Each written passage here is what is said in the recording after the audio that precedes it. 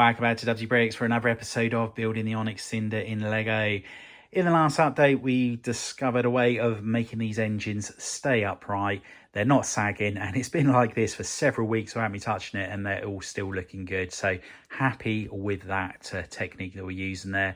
The only problem with this technique is that I can't attach anything to it that I can see that's going to enable me to have a lever or a wheel to rotate the engines. So it is all going to be done manually.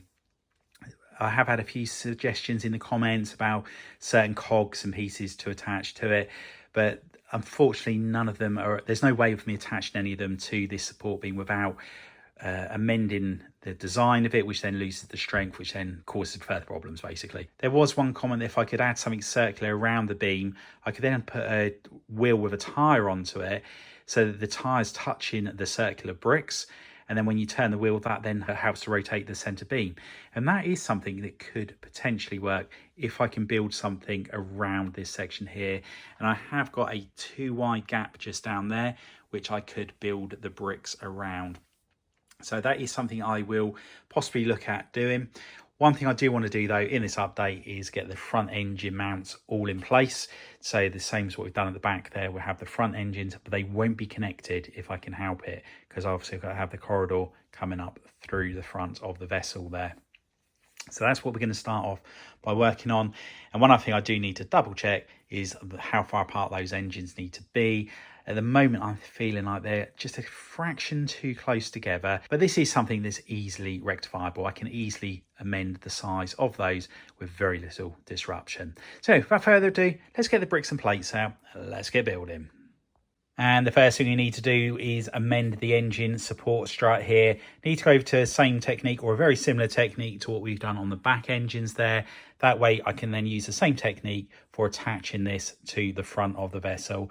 So let's make those changes first of all. Then I can start working on the engine mounts that I'm going to attach to the chassis. And here is one of the front engines all prepared and ready to go onto the build. So as you can see, this rotates nicely around here.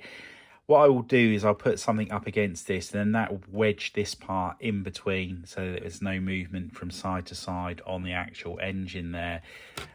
Exactly the same technique as the rear engine, so we've got that fits perfectly inside the macaronis there. Now, I was wondering just a moment ago whether or not there was a way of putting a Technic brick on the end here. And my initial thoughts were, I've got the plate there and a plate there, so I could put a 2x1 Technic brick in that's got the axle hole in there.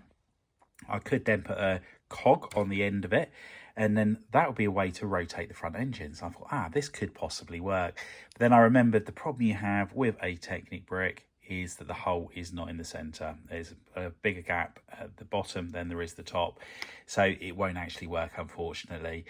I will experiment. I will just try it on there because I've still got to do this engine here. So I will put one on the build anyway, and then just see if it does work. But my initial thoughts are it's not, because there's, as I said, the cog's not going to be going around in the circle. And I have to say that this build has proved to be such a challenge, and it continues to be so. And I can't wait to get these engines all attached to the vessel. And I can already see one more problem that's coming up, but yeah, it's all, we'll get there. We'll solve it all.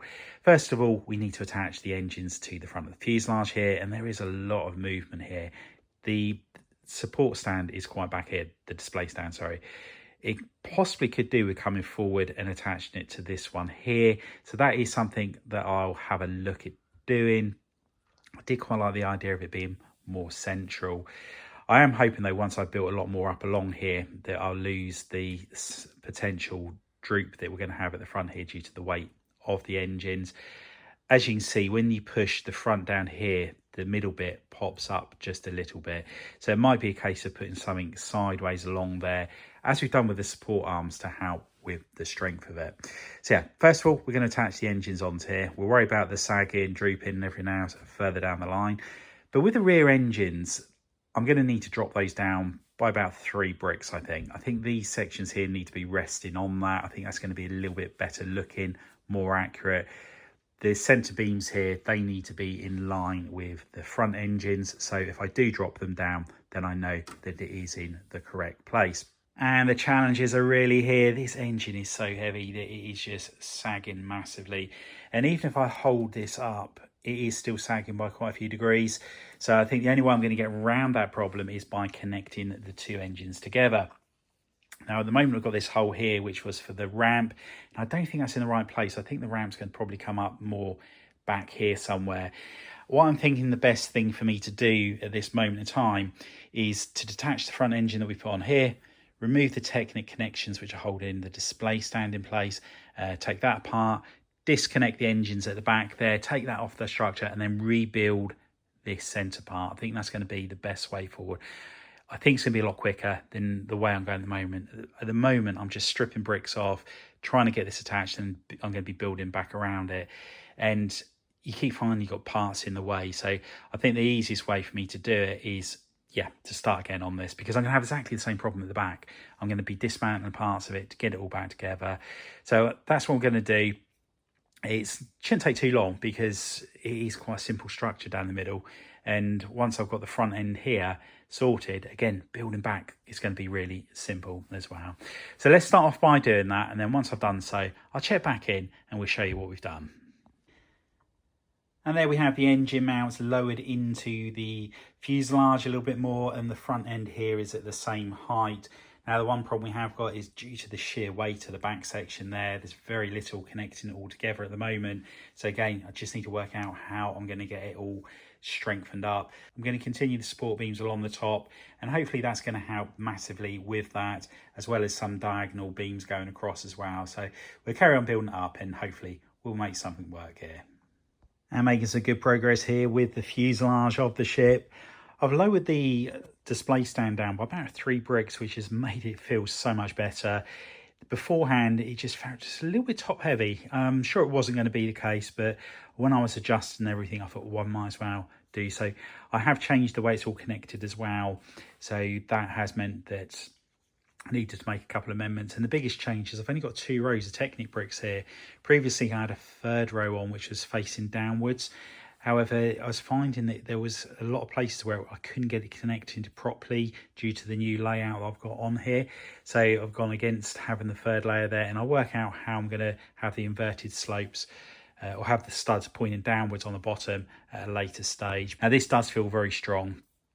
On the back, I've streamlined it quite a bit as well. When I looked at the model here, this section, as you can see, goes back, and it does get thinner as you go along. And I think I just had it just a little bit too big. It was definitely the right decision, also condensing this down height-wise. It's going to be a lot easier now to get this looking more screen accurate. Now, what I'm going to turn my attention to is the front section here. Just need to join the 2 engines together at the front there.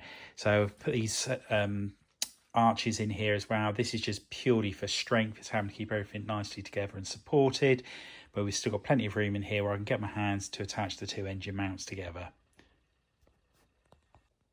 And we've had to do a little bit of dismantling on here. Trying to get these 2 engines connected together was so difficult, threading them through and then trying to clip them together. So I decided to take the top sections off of here, build this all up as one engine mount, place it in there, then I was going to start building up over the top of it. But the problem I've got here is there's not enough clearance for this bit here, which is the stopper to stop it moving up and down. It won't rotate because it's hitting a plate on the bottom there. So I'm going to need to make some amendments to this before I can actually get this all sorted. So it's a little bit frustrating. I was hoping to have got these engines all in place in this update, but unfortunately I've run out of time. But we'll get it all sorted in the next update. But it's so nice to see the overall fuselage shape coming together here now. Now that I've got this part here, we can then start working on the cockpit design, where that's going to come out, and also start doing the framework for the actual shell of the ship to go on there as well. So fingers crossed, we're going to start to see the more of the angles that you see in the Onyx Cinder in the coming weeks. Anyway, that's all we have time for. Hope you've enjoyed the update. If you have, please remember to give us a big thumbs up. If you haven't already done so, please consider subscribing to the channel and hit that notification bell so you don't miss any future content on the channel. And if you know anybody else you think would be interested in building the Onyx Cinder and Lego, if you could share the channel with them, it'd be much appreciated. Anyway, thanks for popping on by, and I'll see you next time. Bye for now.